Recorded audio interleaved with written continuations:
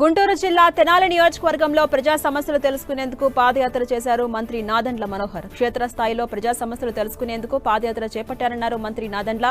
తాము చేపట్టిన అభివృద్ధి పనులకు వైసీపీ పాలనలో ఉన్న తేడాలను ప్రజలు గుర్తిస్తున్నారని పేర్కొన్నారు. రాబోయే రోజుల్లో నియోజకవర్గాన్ని మరింతగా అభివృద్ధి పదంలో తీసుకెళ్తామని మంత్రి నాదెండ్ల హామీ ఇచ్చారు.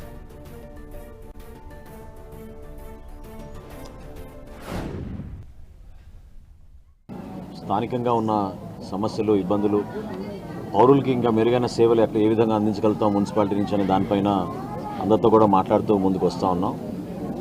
ప్రజలందరూ కూడా ప్రధానంగా పారిశుద్ధ్యం గురించి, అదేవిధంగా రక్షిత మంచినీటి పథకం అందడం లేదనే విషయం మా దృష్టికి తీసుకొచ్చారు.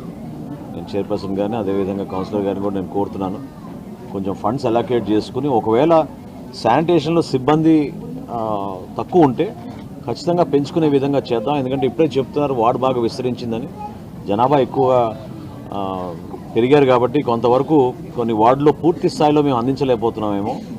కనీసం వారానికి 2 రోజులు తూచా తప్పకుండా కాలువలన్నీ కూడా ఎప్పటికప్పుడు క్లీన్ చేసుకునే విధంగా ఒక బాధ్యత తీసుకోవాలి.